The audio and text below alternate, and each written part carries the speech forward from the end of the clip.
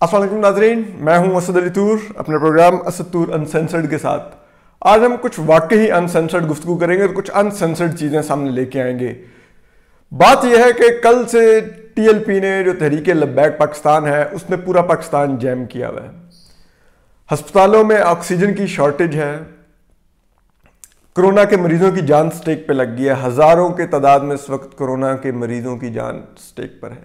सिर्फ लाहौर शहर में 1000 जो कोरोना के मरीज हैं उनकी ज़िंदगियां खतरे में हैं, क्योंकि ऑक्सीजन पे उनकी वेंटिलेटर पे हैं वो, और इस वक्त ऑक्सीजन सिलेंडर्स नहीं पहुंच पा रहे, वो ट्रक और वो एम्बुलेंसेज नहीं पहुंच पा रही। मरीज एम्बुलेंसों में दम तोड़ रहे हैं। हमारे पुलिस एहलकार, बावर्दी पुलिस का एहलकार, उनको ये तहरीक लब्बैक के दहशतगर्द, ये इंतहा पसंद सड़कों पर मार रहे हैं। वीडियोस चल रही हैं, रियासत इनके आगे सरेंडर करके बैठी हुई है। होम डिपार्टमेंट पंजाब रात को कह रहा है हम इनसे मुज़ाकरात कर रहे हैं।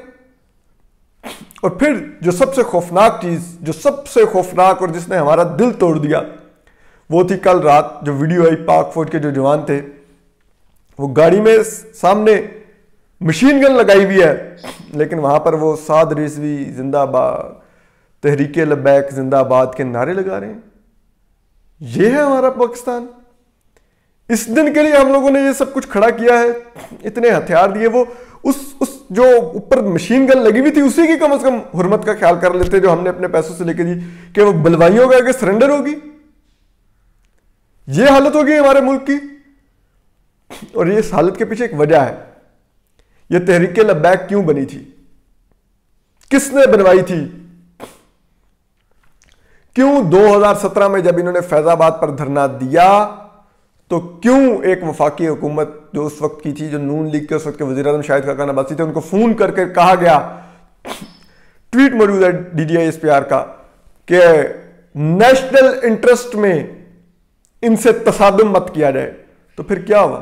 उन्होंने फिर कहा अच्छा ठीक है जी, अगर हम तसादुम ही नहीं कर सकते, और जिस अंदाज में उन्होंने पुलिस का जो हाल किया फैजाबाद पे, तो फिर उन्होंने कहा कि ठीक है आप फिर मुज़ाकरात कर लीजिए। और फिर जो मुज़ाकरात हुए उसके ऊपर जिसके साइन है, जिन्होंने हजार रुपए के चेक बांटे, जिन्होंने वो ट्वीट्स की उनके हक में, वो कहां, क्या उनके साथ हुआ क्या कि जब जस्टिस काजी फाइज ईसा ने इसका नोटिस लिया तो आप लोगों ने एक फ्रिवलेस रेफरेंस दायर कर दिया जस्टिस काजी फाइज ईसा के खिलाफ।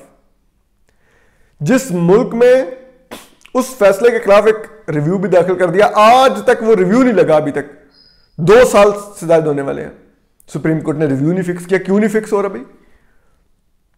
क्या ऐसा खौफ है इन इदारों का हमें?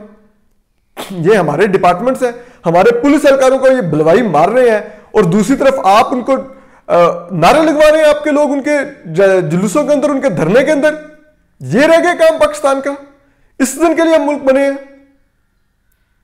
और वो तमाम जो सुप्रीम कोर्ट का फैजाबाद धरने के ऊपर क्यों नहीं अमल दरामद हुआ, वो उससे बेहतरीन फैसला नहीं था कि इंट्रोस्पेक्शन करती ये रियासत, अपनी ये इदारा अपना इंट्रोस्पेक्शन करता, अपनी सेल्फ अकाउंटेबिलिटी करता कि हम कहां पे आगे चले गए हैं। लेकिन आप तो ये तंजीमें बनवाते हैं, आपको वोट कटवाने होते हैं, आपको हमें ब्लैकमेल करना होता है खत्म नबूवत के नाम पर। हालांकि अल्लाहुम्मा सल्ली अला मुहम्मद व अला मोहम्मद, हम सब खुद मुसलमान हैं, सब दुरूद पढ़ते हैं, लेकिन क्या आप जो हज़ूर सल्लल्लाहु अलैहि वसल्लम के नाम के ऊपर आप किसी को यूं बलवाइयों को इजाजत दे सकते हैं कि वो लोगों की इमलाक जलाएं, वो एम्बुलेंसों में लोगों को जिंदा मरने के लिए छोड़ दें, वो ऑक्सीजन अस्पतालों में न पहुंच दें, वो पुलिस एहलकारों को टॉर्चर करें? अब कहा जा रहा है, वो तोजी दी जा रही है कि जनाब वो जान बचाने के लिए उन्होंने मॉब के अंदर नारे लगवाए साद रिजवी जिंदाबाद के, तो ये इजाजत के हम पुलिस एहलकारों को दे दें? वो क्यों मारे खाते फिर रहे हैं? वो भी छोड़ दें, हम शहरियों को इन बलवाइयों के रहमो करम पे क्यों मार खा रहे हैं इनसे, टीएलपी के लोगों से? सोचिए उनकी माएं जब टीवी पे देखती होंगी कि मेरे बेटे को मार पड़ रही है, मेरे बेटे को ये अटैक कर रहे हैं, वो बेटा जब घर में खून आलूद शर्ट लेके जाता होगा, उस मां के दिल पे क्या बीतती होगी कि मैंने इसको इसलिए फोर्स में भेजा था, पुलिस फोर्स में। इन पुलिस सरकारों को ना तो रिटायरमेंट के बाद कोई पर्क्स मिलने थे, ना प्लॉट मिलने थे, ना कोई मुरब्बे मिलने थे जरिए, ना कमर्शियल प्लॉट मिलने थे, ना ये बेचारे पिज्जा हट कंपनियां कायम करते हैं, लेकिन मारे खाते हैं हमारे लिए। आप पहुंचते हैं तो आप नारे लगवाने लग जाते हैं। क्यों नहीं जस्टिस काजी फाइज ईसा के रेफरेंस के फैसले पर अमल दरामद हुआ? फैजाबाद धरने वाले क्या इस रियासत को आ गया। और आप देखिए किस अंदाज में तौहीन की गई उस फैसले की। उस फैसले में मेजर जनरल नवीद हयात जो थे, जो डीजी रेंजर्स पंजाब थे उस वक्त, उनको बाद में आईएसआई में पोस्टिंग मिली।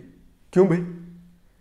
आप सोचिए कि उनका आईक्यू लेवल ये था कि वो जो काम अगर उनको बहुत ही था कि उन्होंने हजार रुपया देना ही था इन बलवाइयों को, जिन्होंने हमारी अमलाक जलाई, शहर को बंद रखा, इतने दिन लोगों की जानें गई, उन कातलों, उन हमलावरों को अगर हजार रुपया देना ही था तो भाई किसी एक लांस नायक को देते, उसको कहते जाओ जाके इनके चीफ को दो कि अपने लोगों में पैसे बांट ले। नहीं, मेजर जनरल साहब खुद उठ के चले गए, उन्होंने पैसे बांटे हजार रुपए और कहा हम आप में से नहीं है। क्या मैसेज गया, क्या इज्जत रहेगी, क्या होगा? क्यों उस वक्त के जो मेजर जनरल थे, जो अभी डीजीआईएसआई हैं, जनरल फैज हमीद, वो क्यों मुआहदा साइन करने के रिफ्यूज कर देते? इसलिए उनको भेजा गया, इसलिए भेजा गया क्योंकि वज़ीर आज़म को आर्मी चीफ जब फोन करके कह देगा कि आप इनसे तसादुम नहीं कर सकते, तो फिर पीछे रह क्या जाएगा? पीछे क्या बचेगा? फिर रियासत की रिट कहां पे जाएगी? जब रियासत की सबसे ताकतवर फोर्स का जो चीफ है वो कह दे कि आप नेशनल इंटरेस्ट में मुज़ाकरात करें, तसादुम ना करें। फिर बताइए, मेजर नासिर गफूर जिन्होंने ट्वीट किया, वो भी लेफ्टिनेंट जनरल प्रमोट हुए। आखिर क्यों? हम आपसे सिर्फ ये पूछते हैं, आप हमसे सवाल करते हैं, आप हम पे एफआईआर दर्ज करवा देते हैं, आप हामिद मीर को गोलियां मार देते हैं, 2 गोलियां आज भी वो लेके जिस्म में फिरने हैं, आप मतीउल्लाह जान को दिन दिहाड़े अगवा कर लेते हैं इस्लामाबाद के हार्ट ऑफ इस्लामाबाद से। क्यों? आखिर ये सवाल पूछना क्यों जुर्म बन गया? हम हमारे आगे आप क्यों नहीं अकाउंटेबल, क्यों नहीं जवाब दे? हम किस चीज के मुजरिम हैं हम इस मुल्क में? क्यों ये बलवाई आपके बनवाए हुए हमारे पर? फैजाबाद धरना जजमेंट क्या कहती है कि किस तरह ये जमात इलेक्शन कमीशन में रजिस्टर्ड होगी, करवाई गई है रजिस्टर्ड, क्योंकि उस वक्त वोट काटना मकसूद थे नून लीग के। जब रियासत इस किस्म के रियासती इदारे साजिशें करें और उसकी कीमत, हम अब इतना अरसा हो गया, 2017 से लेकर 2021 आ गया, 5 साल हो गए हम उसकी कीमत अदा कर रहे हैं। ये जिन बोतल में बंद नहीं हो रहा, और आप हैं, आपको परवाह ही नहीं है। आप सोचिए यही पीटीएम होती क्या होता? आप इतने अरसे से अली वजीर को जेल में बंद करके बैठे हुए हैं, सिर्फ एक पुरअमन तहरीक का वो है। आपकी अकाउंटेबिलिटी की बात करते हैं वो लोग जो फाटा में हुआ है। जवाब में आप क्या इतने दिन इस साद रिजवी को जेल में रख सकेंगे क्या? यूं उधर खरमार में तो फौरन फायरिंग कर दी थी, क्यों की थी उस वक्त पीटीएम के लोगों पे? यही पीटीएम होती है, आप इस तरह मुज़ाकरात करते हैं उनसे? खरमार में क्या किया था आप लोगों ने? यहां पर तो नारे लगवाने लग गए कि जान बचानी थी, वहां पर तो वो पुरअमन लोग थे, सिर्फ एक एहतजाज अपना रजिस्टर करवा रहे थे। तो खुदा का खौफ कीजिए, कहीं तो कोई अकाउंटेबिलिटी हो। ये क्यों हमारे पर ये बलवाई छोड़े जा रहे हैं हर आए दिन? ये शहर बंद कर देते हैं, हमारी जिंदगियां खतरे में डालते हैं। आखिर क्यों? हम लोग क्यों इस चीज के जवाब दें हैं? किस चीज की कीमत हम लोग अदा कर रहे हैं? कोई तो हमें बताए, कोई तो इस चीज का जवाब दे। किसी के खिलाफ तो एक्शन ले। आप उल्टा जस्टिस काजी फैसल के खिलाफ रेफरेंस लेके चले गए, इतना शर्मनाक वो रेफरेंस। और मोजस जज जयबान से भी हमारी उम्मीद है, 2 साल से आप अपने एक जज को अपने कटहरे में खड़ा करके, क्या आपको नहीं पता ये रेफरेंस कहां से दायर हुआ? पूरे मुल्क में एक बच्चे को पता ये रेफरेंस किसने दायर करवाया। बुलाइए उस अब्दुल वहीद डोगर को, वो 2 टके का अब्दुल वहीद डोगर, उसको बुला के चैम्बर में पूछिए कि किसने आपको ये डॉक्यूमेंट्स देकर रेफरेंस दायर करवाया। दूध का दूध पानी का पानी हो जाएगा, 1 सेकंड में पता चल जाएगा ये साजिश हुई है या ये रेफरेंस मेरिट पे आया है। 1 सेकंड में पता चल जाए। अगर सुप्रीम कोर्ट में आप इन चैम्बर हियरिंग कर लीजिए, अगर इन चैम्बर हियरिंग के अंदर वो सो कॉल्ड जो साकिब निसार साहब थे चीफ जस्टिस जो रह के गए हैं, जो जस्टिस जावेद इकबाल जो भी नैब में है, जब ये लोग एक इटालियन लेडी को लेके अपने इन चैम्बर में घुस सकते हैं, वहां पर जिस किस्म की ये सो कॉल्ड हियरिंग्स कर सकते हैं, पैसे ले दे सकते हैं, ख्वाहिशात पूरी कर सकते हैं अपनी, तो आप लोग एक अब्दुल वहीद डोगर को बुलाएं, पूछें किसने उसको दिया ये डॉक्यूमेंट, किसने दिया? दूध का दूध पानी का पानी हो जाएगा। एक जज का तो आपको एफबीआर से तमाम सब कुछ मालूम करवाना है, हालांकि वही एफबीआर जो उस वफाकी हुकूमत के अंदर है, जो जज के खिलाफ साजिश में मुलविस है। लेकिन यह नहीं जानना कि वो अब्दुल वहीद डोगर कौन है। कहीं तो कुछ पता चले मोजस जज साहबान हमें। लेकिन शायद उसके लिए फिर जाहिर बात है, अगर अब्दुल वहीद डोगर को पूछेंगे तो फिर फैजाबाद धरने से बड़ा एक फैसला लिखना पड़ जाएगा, और वो शायद फैसला इस मुल्क में पता नहीं क्यों कब लिखा जाएगा? एक लिखा गया, जैसे काजी फाइसा ने लिख ही दिया, अगर एक जज ने जरूरत दिखाई दी, हिम्मत दिखाई दी, तो उसके साथ क्या हो रहा है?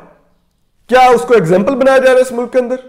सिर्फ इसलिए बराए मेहरबानी उस फैजाबाद धरने से अपीलें विड्रॉ कीजिए, उस पर अमल दरामद कीजिए, जो जो अफसरान के खिलाफ वो फैसला है उनके खिलाफ एक्शन लीजिए, उनको हटाइए, उनको घर भेजिए, तो अब देखिए ये मुल्क दिनों में ठीक हो जाए और ये TLP तंजीम दिनों में खत्म हो जाए।